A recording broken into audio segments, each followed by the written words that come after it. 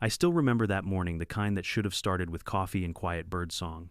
Instead, it started with the sound of hammering and bulldozers. I walked out to my porch, still in my slippers, and froze. Across the tree line, where my grandfather's old field used to be, stood 9 brand-new houses, rising out of the dirt like weeds after rain. For a second, I thought I was dreaming. But no, there were workers, concrete mixers, and even banners that said Meadowbrook HOA Expansion, Phase 3. Here's the thing, that land, all 15 acres of it, belonged to me. I inherited it 2 years ago. So imagine my face when I realized the local HOA had built an entire neighborhood on my property. Now here's the twist, those same people, they're paying me rent every single month. Yeah, you heard that right. Before I tell you how I turned their biggest scam into my best investment, comment below where you're watching from in your local time, then hit subscribe because you're not going to believe what happened next. When I first inherited my grandfather's land, I thought it would just be a quiet place to grow old, maybe build a small cabin, fish at the pond, and stay away from the noise of the suburbs. 15 acres of untouched soil, a few hundred yards from the edge of Meadowbrook, a place famous for its manicured lawns, strict HOA rules, and overzealous board members. It wasn't much to anyone else, but to me that land was family history. My grandfather cleared those woods himself in the 1,950 seconds.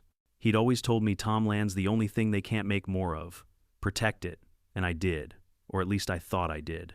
3 months before that insane morning, I had taken a consulting job out of state, short-term, easy money. I locked up the cabin, left the gates chained, and drove off without a second thought. When I came back, my land was unrecognizable. The old oak trees that lined the driveway were gone. The field where my grandfather's barn used to stand had been flattened and paved over. The small creek had been rerouted into a storm drain. And there they were, the foundations of 9 identical suburban houses, each with framed walls and shiny new roofs glinting under the sunday. At first I thought it had to be a mistake. Some kind of government project or a road expansion, or maybe even a private development that accidentally spilled over the boundary line. But as I walked closer, something hit me. These weren't random builds. The signs, the style, the brick colors, everything screamed Meadowbrook HOA. I walked right up to the site. There were men in hard hats, blueprints spread on the hood of a truck, cement trucks idling by the road. One guy, the foreman, looked like he'd been running this circus for weeks. I waved him over. "Hey buddy," I said, telling me what's going on here. He barely looked up from his clipboard. "This is Phase 3 of Meadowbrook Estates, sir. 9 new family units. HOA approved. You'll need to stay behind the safety tape." I blinked. Phase 3? There isn't a Phase 3. This land doesn't belong to Meadowbrook. He frowned like I was the one who was confused. Sir, all of this was approved by the board. We've got permits." That word permits echoed in my head. I knew how construction worked. I'd spent years as a civil engineer. You can't just start building houses without land ownership records, survey plats, and county clearance. "Who signed those permits?" I asked. He flipped through his folder and tapped the corner of a document. HOA Meadowbrook. President's signature, Linda Prescott. The name hit me like a slap. Linda Prescott, the infamous HOA president. A woman with more power than the mayor in her little suburban kingdom. People called her Karen with a clipboard. I'd heard rumors she fined people for grass length, banned holiday lights, even had someone's mailbox removed because it was the wrong shade of beige. But this was next-level insanity. I told the foreman he was trespassing on private land. He laughed like it was a joke. "You'll need to take that up with the HOA office, sir. I just follow the plan." Then he walked off. For a few seconds I stood there in the red dust, the sound of hammers and drills echoing around me. I looked down at the soil under my boots, the same dirt my grandfather once plowed, and realized something very simple and very dangerous. Someone was trying to erase my family's legacy for profit. That night I didn't sleep. I pulled out every piece of paper. I had deeds, surveys, tax, receipts, everything. The legal description of the property was burned into my brain from years of helping my grandfather with paperwork. Lot 18, County Parcel 47B13, beginning at the old maple tree at the north corner. I traced the map line by line. Everything lined up. Every inch of those houses sat squarely inside my boundaries. To double-check, I went down to the county recorder's office the next morning. The clerk there, an older man named Vince, had known my family for decades. When I showed him the map, he frowned. "Well, that's odd," he muttered, scrolling through digital plat records. "According to this new submission, your property was reclassified last year under a community expansion overlay." I raised an eyebrow. "I didn't sign anything like that." He sighed. "I didn't think so. The form's got someone else's name on it, Linda Prescott, but she attached a copy of a land use map that says your acreage was part of an abandoned tract. My blood boiled. Abandoned, I'd been paying property taxes every single year. I had proof. Vince leaned closer. Tom, if you didn't authorize this, she's in deep trouble. You might want to lawyer up. I left the office with my heart pounding. Back at home, I stood on my porch again, staring out at those 9 nearly finished homes. Men in reflective vests laughed, tossed lumber, and drove nails into walls on my land. I called the HOA office that afternoon. Their secretary answered in that overly polite voice only HOAs seem to require. Meadowbrook Estates, this is Carol, how may I help you? This is Tom Bennett, I said flatly. I own the property adjacent to your subdivision. I'd like to speak with your president. One moment, she said, and after a few beeps the line clicked. Then I heard her. Mr. Bennett, Linda's voice was sugar-coated venom. I've been expecting your call. Have you, I said. Then you know you're building on my land. A pause. Then a calm, patronizing laugh. Oh, that's what this is about. Mr. Bennett, your deed references the old survey line. That land was annexed under our new boundary plan last year. Perfectly legal. Annexed without the owner's consent. I don't need to educate you on property law, sir, she said sharply. If you'd like to file a complaint, you're free to do so, but construction will continue. That was the moment I knew this wasn't ignorance. It was theft with a smile. I hung up, sat back in my chair, and just stared at the papers on my desk. The anger in me wasn't hot, it was cold, calculated. I'd spent my career designing structures, calculating load and resistance, and now I was looking at a different kind of structure, one built on lies. That night, I went out to the property with a flashlight. I walked along the perimeter, taking photos of the survey stakes, tire tracks, and construction signs. I recorded videos, geotagged them, even measured distances myself. When I reached the end of the 9th lot, I saw a metal post jammed into the soil, marked with a spray-painted tag, Phase 3 boundary line. Underneath it, barely visible, was my grandfather's old wooden survey marker, half buried, but still there, the one he'd set himself 50 years ago. That was all the proof I needed. I remember whispering into the night, "You picked the wrong land, Linda." From that point, the anger turned into something sharper. I wasn't just going to stop her, I was going to make sure she'd regret ever touching this property. But first, I needed to understand what she had done and how deep her web went. Because if she could fake a boundary, forge a permit, and build 9 houses on someone else's land, then she must have thought she was untouchable. And me, I was about to prove her wrong. The next morning, I decided to pay the Queen herself a visit. If Linda Prescott wanted to play power games, I was ready to walk right into her castle. The Meadowbrook HOA office looked exactly like you'd imagine a place run by a control freak.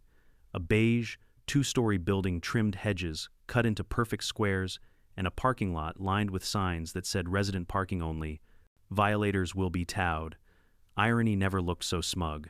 I walked inside carrying a folder stuffed with my land deeds, survey maps, and photographs. The lobby smelled like disinfectant and overpriced candles. A receptionist with an artificial smile asked, "Do you have an appointment?" "I don't," I said calmly, "but she's about to want one."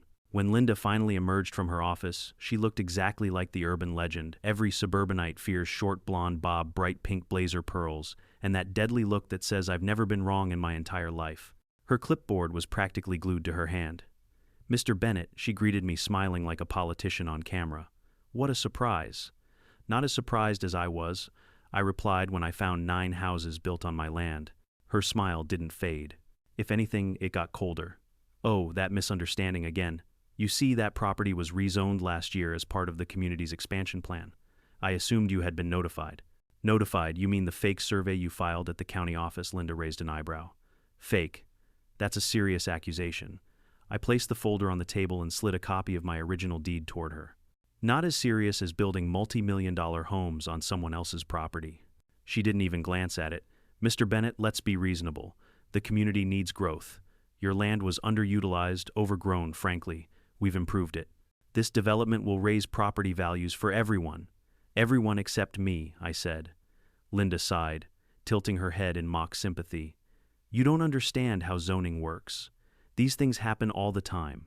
You should be thanking us. The HOA has turned your unused field into a neighborhood." My jaw tightened. "That's not a neighborhood, Linda. That's grand theft with landscaping." Her tone sharpened instantly. "Careful with your words, Mr. Bennett. The HOA can pursue defamation if you continue spreading false claims." There it was, the classic HOA defense mechanism, threats and intimidation wrapped in legal buzzwords. "Go ahead," I said with a smirk. "Sue me. You'll have to do it from the 9 houses sitting on my land. Her eyes flickered just for a second. That tiny flash of uncertainty told me she knew I was right, but then she regained her composure and switched to her favorite tool, arrogance. You're welcome to bring your concerns to the next HOA meeting, she said sweetly, but construction will continue. It's in everyone's best interest. Oh, I'll be there, I replied. And I'll bring the best interest of the county recorder, a real estate lawyer, and about 20 angry homeowners when they find out what you've done. That's when her smile finally cracked. She stepped closer, lowering her voice. You don't know who you're dealing with, Mr. Bennett. I've been president of this HOA for 15 years. People around here trust me. No one's going to believe your little story. I leaned forward slightly. We'll see who they believe when the headlines read, HOA, President builds luxury homes on private land. Her cheeks turned pale. Then, without another word, she turned and stormed back into her office, slamming the door behind her. The receptionist gave me a nervous glance. Sir, please, relax, I said, gathering my papers. You'll probably want to find a new job soon. That was the moment I knew the war had begun. Over the next few days, I started digging deeper. Through public records requests, I discovered the HOA had submitted altered boundary maps with signatures that didn't match the county surveyor's handwriting. Linda had even stamped them with a fake seal, a cheap attempt to make them look official. I spent hours cross-referencing old maps, aerial images, and archived permits. The evidence piled up like bricks. Then came the twist, the why. Through a contact at the zoning office, I learned that Linda had been sitting on a secret deal with a private developer. Her plan was simple: build 9 luxury family homes on my land, sell them before anyone noticed the zoning discrepancy, and pocket the profits personally. She'd already accepted 7 down payments. 7. The arrogance was breathtaking. She wasn't even hiding it anymore. Still, I knew I couldn't just accuse her. I needed proof solid enough to crush her in court. So I started building my own case. Every night I went back to the construction site. I recorded everything: timestamps, photos of trucks entering after hours, the names of contractors on their vests. I even hid a small trail camera on one of the old fence posts. One evening, while filming from the tree line, I overheard 2 workers talking near the truck. Man, you think this whole expansion's legal? One asked. The other laughed. Legal? You think Linda cares? She just said, build fast and shut up. That was gold. I had video, audio, and documents, a full arsenal.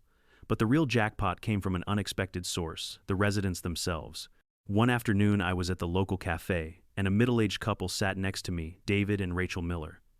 They recognized me from around the area and started chatting. When I mentioned the construction, Rachel's face turned red. Don't even get me started, she said. That woman fined us $500 for having our recycling bin out for 10 extra minutes. She acts like she owns the whole county. I leaned in. What if I told you she might have built 9 homes on land she doesn't own at all? Their jaws dropped. Within minutes, they were telling me everything: how Linda bullied residents into silence, ignored board votes, and ran the HOA like her private empire. Apparently, she'd also forced out 3 previous board members who questioned her decisions. That's when I realized something: this wasn't just about my land. This was about power unchecked and rotten. The Millers offered to help. If you ever take her to court, we'll testify. Everyone here's terrified of her, but if someone stands up first... I nodded slowly. That's all I needed to hear. That night, I scanned every document, labeled every file, and sent digital copies to a lawyer friend for safekeeping. I wasn't going to lose anything mysteriously if Linda tried to play dirty. By the end of the week, I had a timeline: the falsified map submission, the permit approval under community expansion, the signed developer contract with Linda's initials, the deposits from homebuyers wired directly to her personal account. It was a full-blown scandal waiting to explode. The only thing left to do was decide how I wanted it to explode. Part of me wanted to file a lawsuit, immediately burn her to the ground, legally speaking. But another part of me, the engineer, the planner, wanted something more poetic. I thought of my grandfather again, of what he used to say when I was impatient as a kid. You can't force a foundation to dry faster. Let the weight of it set in, and it'll last forever. So that's exactly what I did. I decided to wait. I would let Linda build her 9 perfect houses, let her dig her own grave 1 brick at a time, and when the paint dried and the buyers moved in, I'd make my move. From that night on, I stopped being the victim. I became the architect of her downfall. When I decided to play the long game, I also decided I wasn't going to be reckless about it. Revenge without a plan is just theatrics. I wanted results. So the morning after I promised myself patience, I called the one person I trusted to turn a scrap of paper into a legal sledgehammer, Sarah Chen, a real estate attorney I'd met years ago through a project. Sharp mind, no nonsense, and she loved a good puzzle. She arrived at my kitchen table with a coffee and a laptop like a prosecutor about to try a case. I laid everything out: the deed, the county plat maps, photos, timestamps, the overheard audio from the construction crew. She scanned in silence, then looked up with that calm that makes your blood both cool and nervous. Someone forged a boundary, accepted down payments, and built 9 houses, she said, naming the obvious like it needed naming. You have evidence of intent emails, deposits, altered plats. That's not a survey error, that's fraud. What's the fastest way to stop this? I asked. Sarah smiled, small and professional. You could injunct the site, get the court to halt construction, and force an immediate freeze. But there's a downside: you stop them now, and Linda's going to scream persecution. People who already put down deposits will demand refunds. She'll call it a witch hunt. The rumor mill is powerful, sometimes stronger than truth. I thought of the houses newly finished shiny, with buyers already picturing move-in day. If I stopped the build now, sure, I'd win on principle, but I'd also leave Linda room to spin a narrative: victimized HOA aggressive landowner disrupts community progress. No, Sarah was right about perception. What if I let them finish? I asked, surprising even myself. Let the houses stand. Let buyers move in. Then when it's full of people and contracts, I make my claim. Sarah raised an eyebrow. Bold, risky, but effective. If those homes are finished and people have invested, a judge will be damned reluctant to throw families out without a plan. You could leverage that. You're thinking ownership first, then negotiate terms that favor you. Exactly, I said. Make the cost of eviction higher than the cost of negotiation. She nodded slowly. Okay, we execute 2 tracks. 1. Gather airtight proof of fraud and corruption: emails, bank receipts, chain of title discrepancies, developer contracts. 2. Quietly build public sympathy and secure witnesses. If neighbors and buyers believe you're fair and reasonable, that helps. I'll file a confidential notice with the county recorder so nothing mysterious disappears from the record. We set to work like a pair of surgeons. Step 1 was evidence consolidation. Sarah taught me where to look for the stuff that mattered: the developer's escrow account details, time-stamped permit applications, the contractor's invoices, and any communications that showed Linda's hand. I started combing through my files, then through public records online, then I started making calls. David and Rachel Miller were my first recruits. They weren't heroes, they were just fed up. After Linda fined Rachel for a flower bed she hadn't planted, they'd been simmering. When I showed them deposit slips and an email that looked like Linda telling the developer to close sales before county review, they agreed to testify. People are scared of her, David said, tightening his jaw. But we've been scared too long. We started meeting in secret. At first, we swapped stories, small things like surprise fines or threats to enforce aesthetic codes. Then the conversation turned practical. Rachel offered to reach out to a buyer she'd chatted with at the grand opening. Maybe the buyer would talk. David, who worked as a claims adjuster, dug into insurance forms and noticed Linda had instructed the contractor to list the property under a company name she controlled. That was a breadcrumb trail to follow. Meanwhile, I walked the perimeter nightly. I set up the trail camera in a place only an old farmhand would know to check near the ancient maple my grandfather used as a reference point. The camera caught deliveries, men signing documents in the back of trucks, and one night a contractor carrying a sealed envelope into a gray sedan. I retrieved the SD card like it was a gold bar. Back at Sarah's office, she made quiet Freedom of Information Act requests and filed for certified copies of the permits. The county, bless their slow bureaucratic hearts, produced a digital paper trail that didn't match. The Phase 3 submission had been uploaded with an incorrect parcel number, a scanned signature that didn't match the signature file. The county held on Linda and the smoking gun, an attached PDF titled Sales Plans, Final, Revised 2, Doc X, with track changes still visible. Someone hadn't scrubbed it properly. Inside the track changes were notes like, call buyer, re-expedited closing. Don't disclose survey yet. It was a rookie mistake or hubris.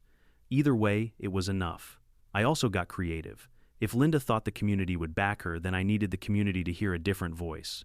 I started quietly talking to neighbors outside HOA meetings at the diner at the church bake sale. I never yelled. I told the story plain and I let the documents speak.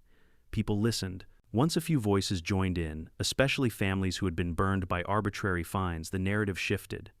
I wasn't a vindictive landowner. I was a steward fighting a con. Linda's reaction was predictable, and to an extent, entertaining.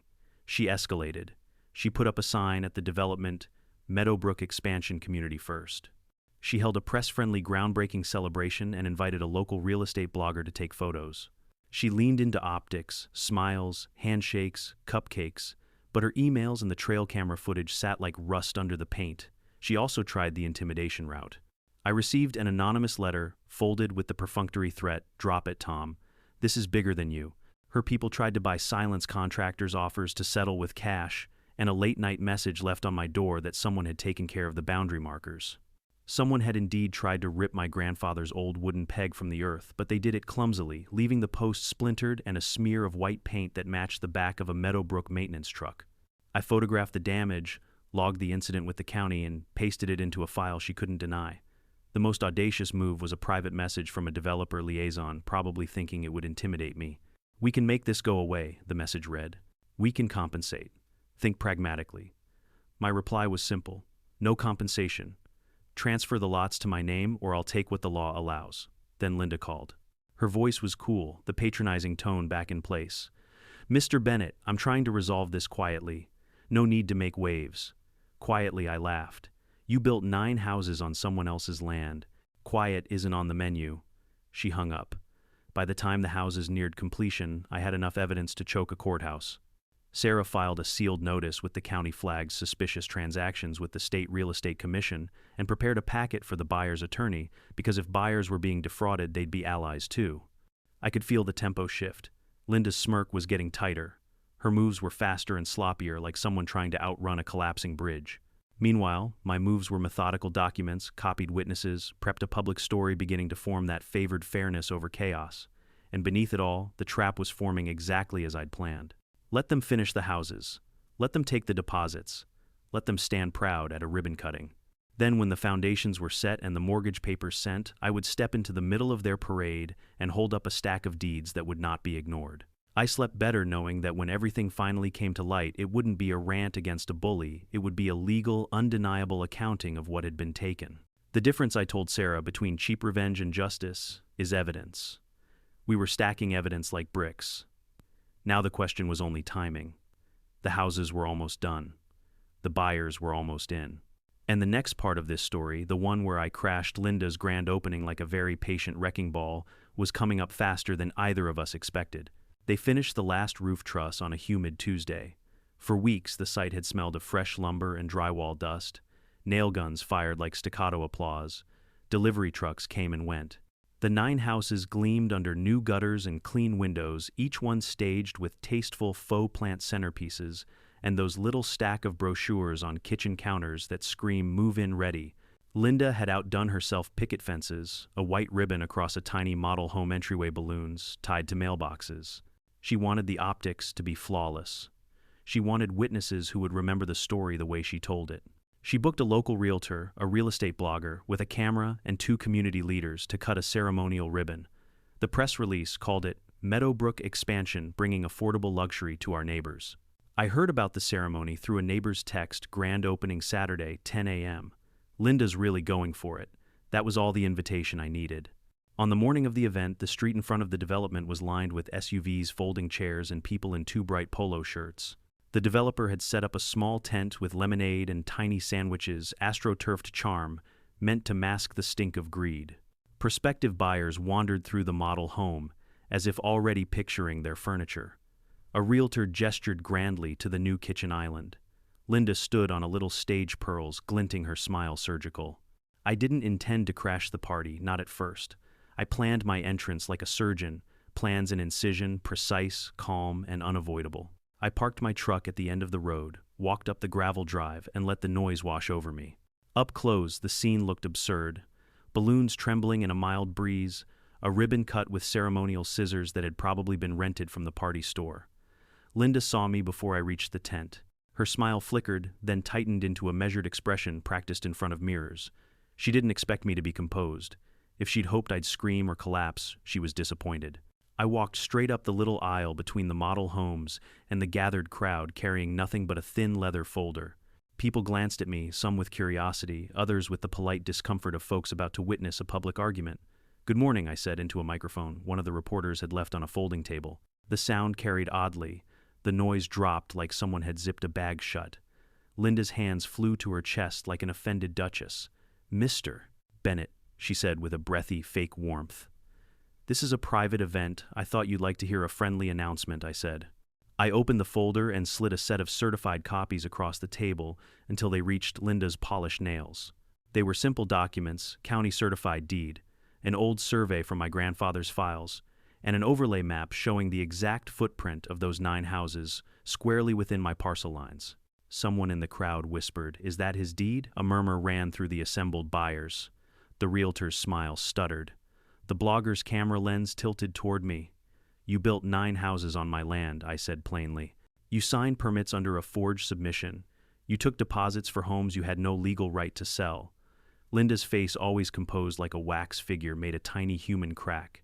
"That's preposterous," she said. "You must be mistaken." I pressed a finger to a specific point on the map, the old maple tree marker my grandfather had driven into the ground decades ago. "This marker is still there," I said. "It's documented. These houses are on Lot 18. Your signature appears on an altered county submission. The buyers wired deposits into an account that traces back to an LLC associated with you. I have audio of a crew member saying, 'Build fast and shut up.'" Silence settled like a heavy curtain. For a moment it felt like all the air in the world had evacuated, everyone breathing against the same pressure. I watched as the faces in the crowd changed: confusion, anger, fear.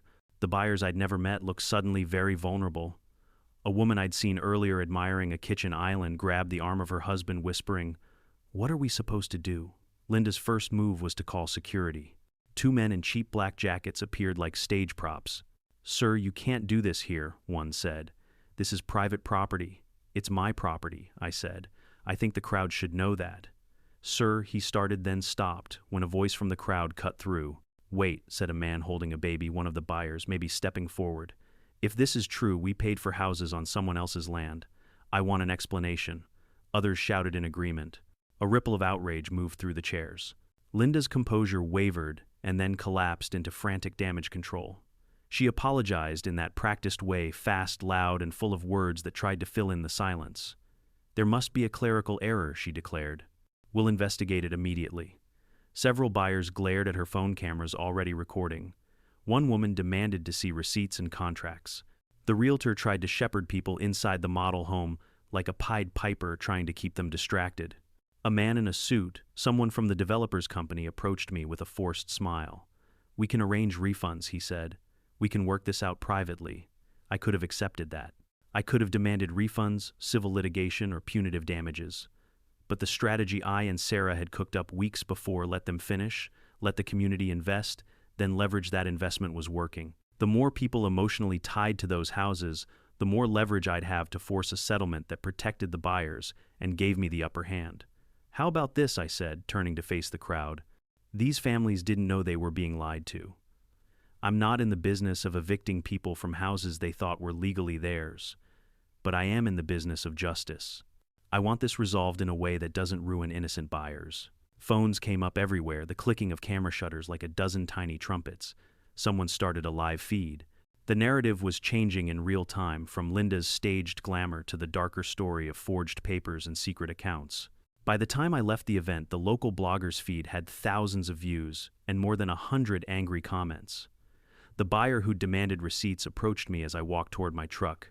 "Sir, thank you for telling the truth," she said, tears brimming. "We thought we'd lost our savings." "What happens now?" "Now," I said, and felt a strange lightness. "We slow down the panic. Let the paperwork breathe. Let the law do its work. We settle this fairly." I folded my hands and walked away. I didn't gloat. I didn't shout. But I watched Linda standing in a cluster of her supporters, her smile rigid, her eyes already darting for damage control. I could see the strain lines in the corners of her mouth, the tiny tremor that happens when someone realizes the ledger is about to be balanced. That night, the town hummed with rumors. The next morning, there was already a story on the local news: HOA expansion in question after developer conflict. The headline didn't name names, but everyone in Meadowbrook knew where to point. The trap had closed.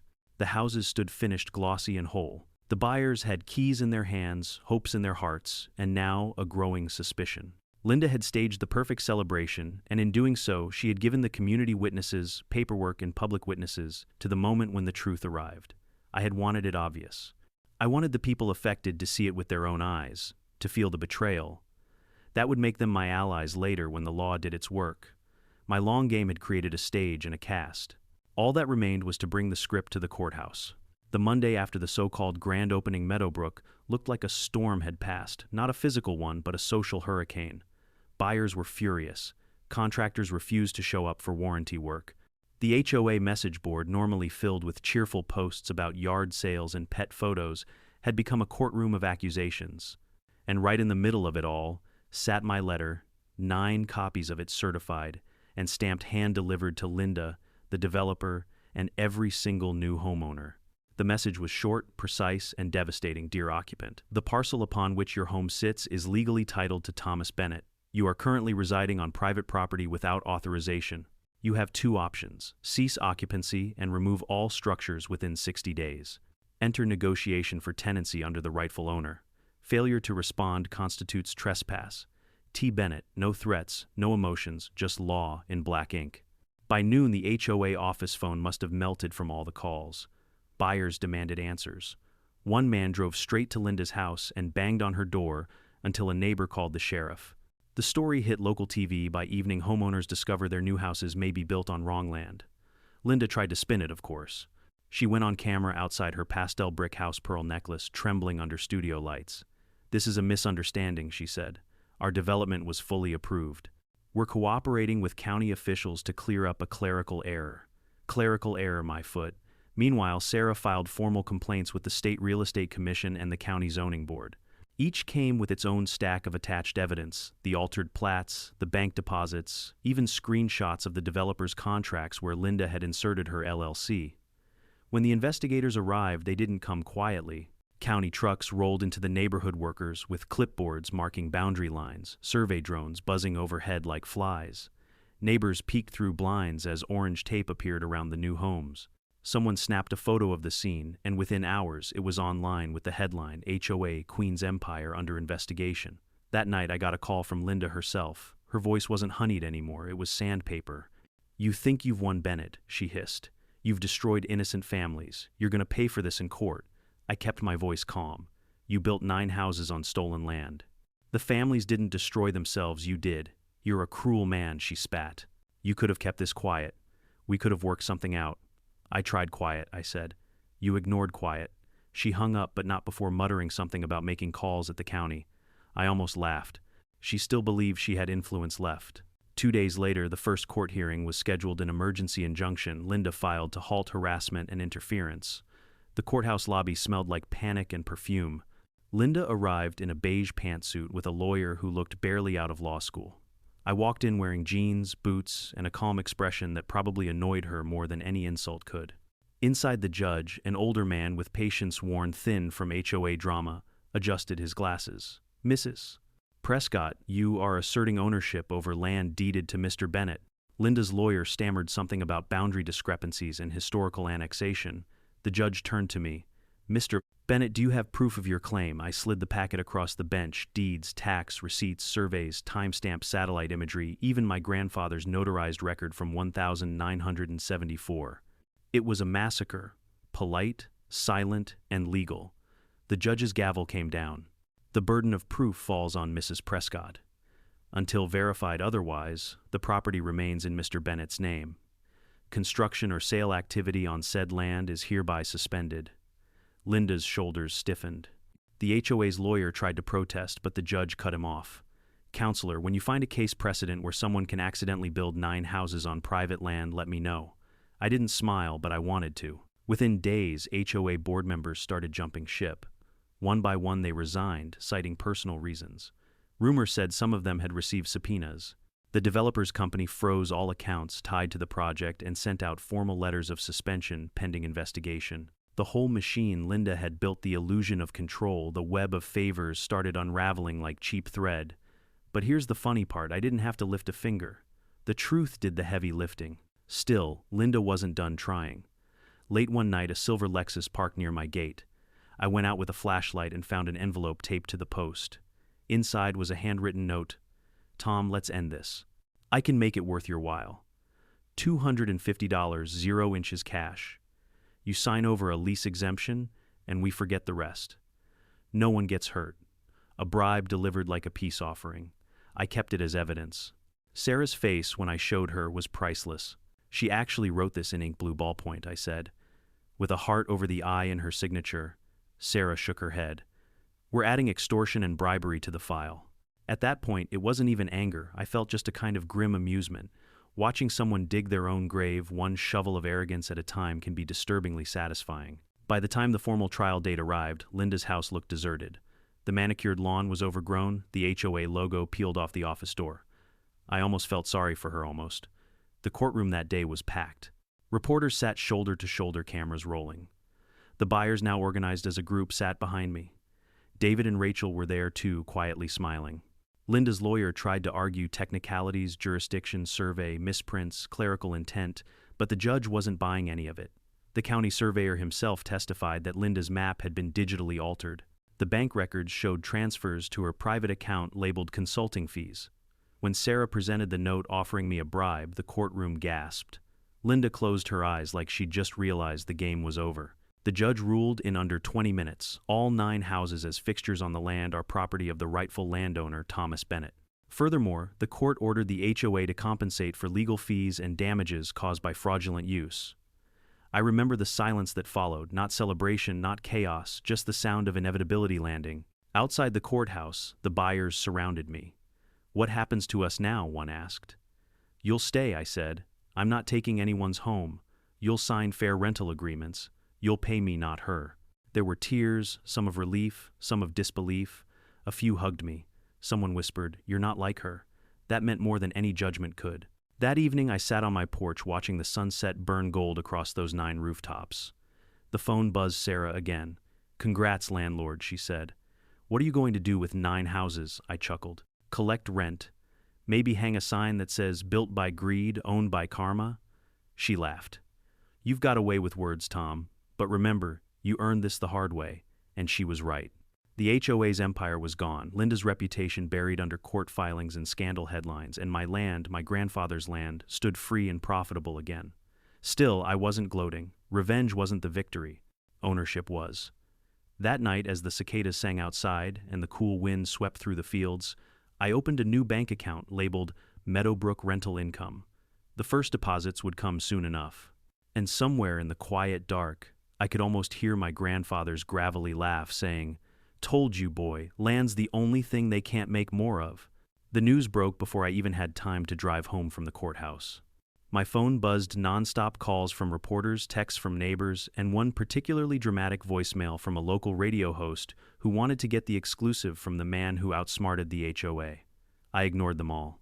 I just wanted silence, the quiet satisfaction that comes after months of fighting tooth and nail and finally winning.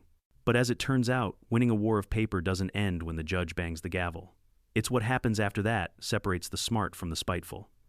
That evening, I met with Sarah in her office to draft the next step. She laid out the settlement plan with her usual crisp precision. "The court's decision gives you full ownership of the land and any structures built on it," she said, tapping her pen against a notepad. "Legally, those 9 homes are now yours. You could evict everyone and sell them if you wanted." I looked at her over my coffee. "Evict 9 families, not my style." She nodded approvingly. "Then we negotiate rental contracts. You become their landlord. Everyone wins except Linda." The idea sounded poetic in a way that made me grin. Linda Prescott had built her suburban empire on arrogance and lies, and now every month a piece of that empire would quietly wire money into my account. It wasn't just justice, it was poetic income. The following week we arranged a community meeting. The new homeowners gathered inside what used to be the HOA clubhouse, a building that now technically belonged to me too. There were folding chairs, a pot of burnt coffee, and the unmistakable hum of anxiety. I stood at the front, papers in hand, wearing the same calm expression that used to infuriate Linda. "Good evening," I began. "My name's Tom Bennett. You've probably seen my name in the news this week. I'm here to talk about how we move forward, not backward." Some crossed their arms, others looked exhausted. One woman raised her hand. "So, are you evicting us?" I shook my head. "No. I'm offering you something better: security. You can stay. I'm not here to punish anyone. You were lied to, same as I was. That got their attention. I laid out the new contracts, 5-year leases, at $2,500 a month, which was well below the local market rate for new homes of that size. The rent goes toward maintaining the properties and settling the damage caused by the previous HOA administration, I said. In short, you get to keep your homes, and I get compensated for what was taken. A man in a polo shirt looked skeptical, so we'd basically pay you instead of the HOA. Exactly, I said, except I don't fine people for having Christmas lights up in February. That earned the first laugh of the night. A few chuckles turned into murmurs of relief. By the time I finished answering their questions, the tension had softened into something like gratitude. By the next week, 7 of the 9 homeowners had signed the lease agreements. The other 2 were still deliberating, but Sarah was confident they'd come around once the reality of the situation sank in. I'll never forget the feeling of seeing those first signatures on paper, the same kind of paper Linda had once forged to steal what wasn't hers. Except this time, every signature was voluntary, fair, and transparent. Meanwhile, the HOA was collapsing under its own weight. Linda had resigned for health reasons, though rumor said she'd been forced out after a unanimous board vote. The remaining board members scrambled to distance themselves from her, issuing public apologies, and even offering to help with transition paperwork. The phrase Meadowbrook expansion scandal became a permanent stain on every Google search tied to the community. Local news stations aired segments calling it a landmark case in HOA accountability. Reporters framed me as a kind of folk hero, the calm engineer who beat the system with its own rules. It was flattering, sure, but I wasn't looking for fame. I just wanted normalcy, and maybe a little bit of revenge wrapped in peace and quiet. Linda, on the other hand, was facing criminal charges. The county had officially charged her with forgery, wire fraud, and real estate misrepresentation. Her attorney tried to negotiate, but the evidence was a brick wall. The once invincible HOA queen now spent her days sitting in a courtroom while her empire rotted away. Sometimes karma doesn't knock, it bulldozes. A month later, I stood in my kitchen one morning sipping coffee and checked my online banking app. 9 transactions blinked in neat rows. Rent, Meadowbrook Lot 1. $2,500. Rent, Meadowbrook Lot 2, $2,500. And so on. $17,500. Every single month. I couldn't help but laugh, not out of greed but out of disbelief at how full circle everything had become. The land my grandfather once used for hay and horses was now generating passive income because a power-hungry woman thought she could outsmart a man who actually reads his deeds. Sarah called that morning too. "Congratulations, Mr. Landlord," she teased. "How does it feel to be the owner of an entire cul-de-sac?" I chuckled. "Feels oddly peaceful and profitable." "You've made the local bar association newsletter," she said. "They called it one of the most creative settlements of the year. Apparently your case might set a precedent for future property disputes." "Glad to be of service," I said. "Just don't let them put my face on a billboard." As the dust settled, the neighborhood started to heal. Without Linda's dictatorship, the residents formed a new board, smaller, transparent, and focused on actual community improvement. David and Rachel were elected co-chairs, and the first thing they did was abolish most of Linda's absurd rules. No more lawn inspections, no more fines for mailbox paint shades. They even invited me to their first official neighborhood barbecue, which, according to Linda's old bylaws, would have been a violation of noise and odor regulations. I showed up with a tray of ribs and a 6-pack, and for the first time in months, everyone laughed without fear of being reported. At one point, David raised a beer and said to Tom, "The man who taught us that paperwork is mightier than the HOA." Everyone cheered. I just smiled. Weeks passed, and the once contentious Phase 3 neighborhood transformed into something real, not an HOA kingdom, but a small, self-sustaining community. The kids played on lawns without being yelled at. The mailboxes stayed whatever color people wanted. The rent checks arrived on time. Linda's old house went up for sale, though I heard through the grapevine that no one in Meadowbrook wanted to buy it. Some said it was cursed. I didn't disagree. And as for me, I spent my evening sitting on my porch watching the sun dip behind those 9 rooftops that used to mock me. Now they glowed orange in the fading light, silent monuments to patience, persistence, and poetic justice. I thought back to the day I'd first walked onto that construction site, the confusion, the anger, the disbelief, and then I looked at my land now organized, peaceful, lawful. It wasn't just a victory, it was a transformation. Maybe that's what true justice looks like. Not the kind that destroys, but the kind that rebuilds stronger, cleaner, and undeniably fair. As the first cool breeze of autumn swept across the fields, I smiled to myself. They thought they could take the land, I murmured. But the land took them instead. And that, I realized, was the real ending Linda never saw coming. 6 months after the judgment, the world felt strangely still. The chaos, the lawyers, the camera crews, all of it had faded into a quiet hum of normal life. Or maybe not normal exactly, more like earned peace. Most mornings began the same way now. Coffee at 6, newspaper by 7, rent deposits by the 10th. I'd log into my account, see those neat little digital lines, 9 payments in total, and smile. They weren't just dollars. They were reminders that patience beats panic and paper beats power. The old 15-acre field that my grandfather once used for cattle now looked nothing like it did a year ago. The 9 houses stood in 2 clean rows along the gravel lane, their driveways lined with maple saplings that were already turning red that autumn. Children rode bikes past my porch shouting hellos. The air smelled of cut grass and barbecues instead of wet cement and diesel. Funny thing, I'd become the neighborhood's favorite landlord. I never wanted to be one, but once you're the guy who saved 9 families from eviction, people treat you differently. They waved when they saw me at the farmer's market. One woman even baked me a pie every first Sunday of the month as a thank you for not being Linda. Linda. Her name still made people flinch. Last I heard, she'd sold her house quietly and moved 3 counties away. The court had ordered restitution, but she'd already drained her savings, paying legal fees and penalties. The once unstoppable HOA president had turned into a cautionary tale whispered over coffee, "Don't pull a Linda." Rumor said she tried to start a new HOA somewhere else, but after reporters caught wind of her name, the board dissolved before it even began. She'd gone from queen of the suburbs to suburban exile. I didn't hate her anymore. In a weird way, I pitied her. She wasn't just greedy. She was convinced the world owed her control. Maybe that's worse than greed. One chilly afternoon, I sat on my porch with David and Rachel, my 2 unexpected friends in this entire mess. We grilled steaks on a small charcoal pit and laughed about how far things had come.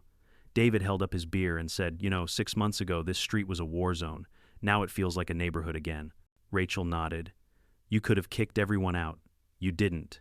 That's rare. I shrugged. My grandfather used to say, you can't build fences higher than your conscience. He believed in fixing what's broken, not burning it down. They both smiled. Still, David said 17 grand a month for just existing, that's one hell of a revenge story. I laughed. Call it passive-aggressive income. We all cracked up the kind of laughter that heals old wounds. By summer, the transformation was complete. The county officially reclassified the development under my ownership, renaming it Bennett Grove. I didn't choose the name, the residents did as a surprise.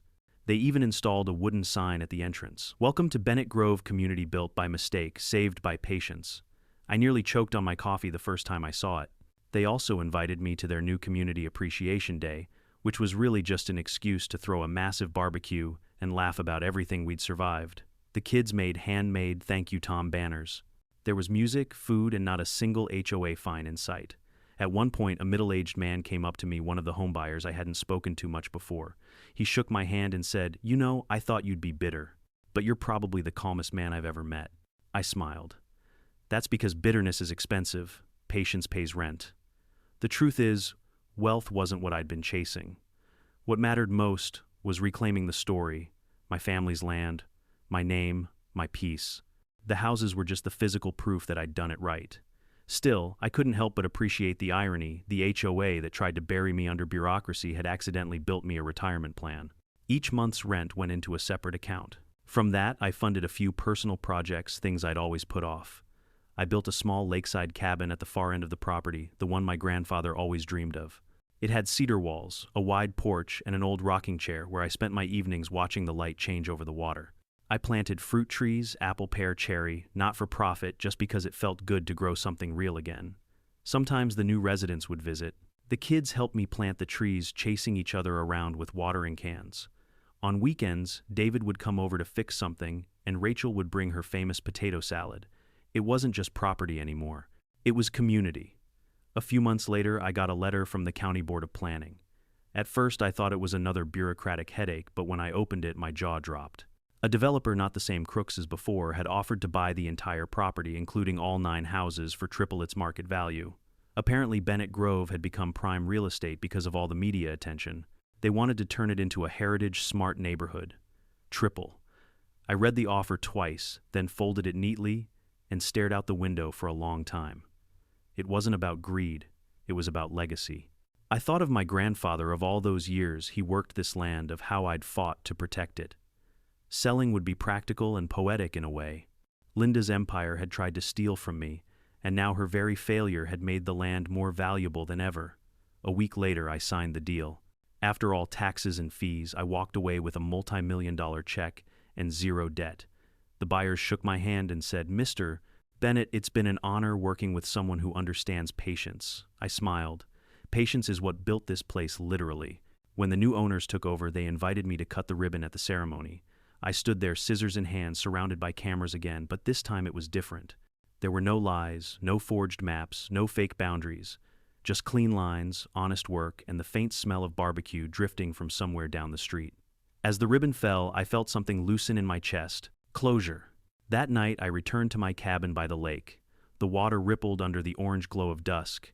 I poured myself a glass of bourbon, leaned back in the rocking chair, and listened to the crickets start their evening chorus.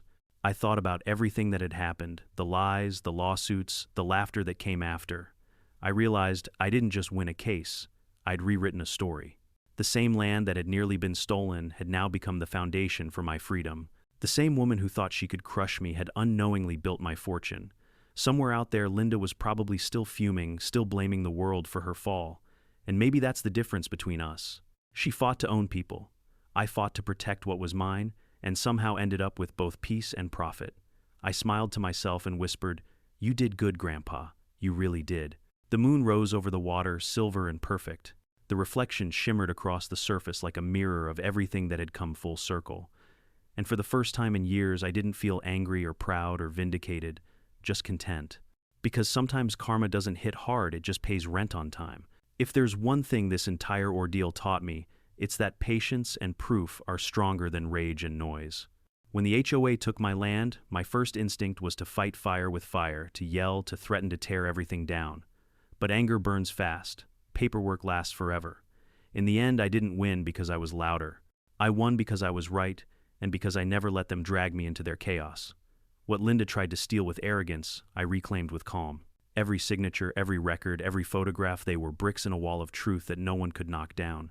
So here's the lesson. Protect what's yours, but protect it smartly. Know your rights. Keep your receipts. Learn the system better than the people who abuse it. Because power isn't always in money, titles, or committees. Sometimes it's in one man quietly saying, "No, that's mine," and proving it line by line. And maybe the sweetest revenge isn't seeing your enemy lose. It's watching justice turn their greed into your steady paycheck. To anyone out there who's ever been bullied by an HOA, a boss, or a self-appointed Karen who thinks the rules don't apply to them, stay calm, stay sharp, and never underestimate the power of patience. I turned theft into income chaos, into community, and revenge into rent. If that's not poetic justice, I don't know what is. Now, tell me in the comments, have you ever stood your ground against someone who tried to take what's yours? And don't forget to subscribe, because more HOA karma stories are coming soon.